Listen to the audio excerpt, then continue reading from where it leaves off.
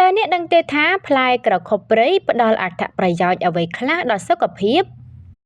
ផ្លែក្រខុបព្រៃជាប្រភេទផ្លែឈើព្រៃម្យ៉ាងដែលមិនសូវមាននៅលើទីផ្សារទេអាចនិយាយបានថាវាជាប្រភេទផ្លែឈើព្រៃកម្រមួយក្នុងចំណោមផ្លែឈើព្រៃឯទៀតប៉ុន្តែគេក៏ឃើញប្រទះដាក់លក់នៅលើទីផ្សារផងដែរដោយផ្លែឈើនេះសាច់របស់វាមានរសជាតិផ្អែមមានក្លិនឈ្ងុយសម្បកជូរហើយជិតបន្តិច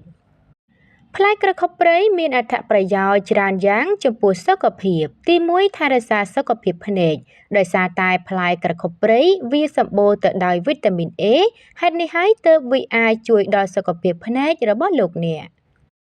ទី2បង្ការជំងឺមហារីកវីតាមីន C ដែលមាននៅក្នុងផ្លែឈើព្រៃមួយនេះគឺជាសមាសធាតុប្រឆាំងអុកស៊ីតកម្មមួយដែលអាចការពារការបំផ្លាញកោសិកានិង DNA ដែលអាចជួយឲ្យអ្នកជៀសវាងពីជំងឺមហារីកបាន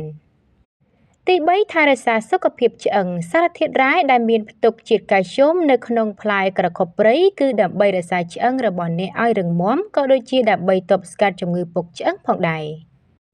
ទី4ថែរក្សាស្បែកឲ្យមានសុខភាពល្អវាជួយកាត់បន្ថយស្នាមជ្រួញនៅលើស្បែករបស់អ្នកតាមរយៈការពង្រឹងសមាសធាតុ collagen ឲ្យកាន់តែរឹងមាំដើម្បីទប់ស្កាត់ស្បែកចាស់មុនវ័យក៏ដូចជាភាពជ្រីវជ្រួញផងដែរទី5បំបត្តិការឈឺចាប់ក្នុងអំឡុងពេលមរដូវសារធាតុចិញ្ចឹមដែលបានរកឃើញនៅក្នុងផ្លែក្រខុបព្រៃនេះអាចកាត់បន្ថយការឈឺចាប់ដែលច្រើនតែកើតមានចំពោះស្ត្រីភាគច្រើននៅពេលមករដូវ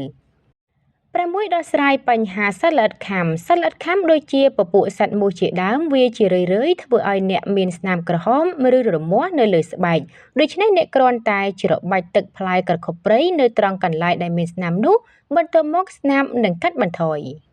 លើសពីនេះផ្លែក្រខុបព្រៃគឺសម្បូរទៅដោយជាតិវីតាមីន C និងជួយកាត់បន្ថយការរលាកធ្វើឲ្យខួរក្បាលមានភាពរហ័សរហួនឡើងវិញការពារប្រព័ន្ធសរសៃប្រសាទមានសមត្ថភាពក្នុងការប្រយុទ្ធប្រឆាំងនឹងមេរោគនិងបាក់តេរីដ៏អស្ចារ្យបំផុតវាមានប្រយោជន៍ដល់អ្នកជំងឺទឹកនោមផ្អែមជំនួយទៅដល់ការរំលាយអាហារផងដែរ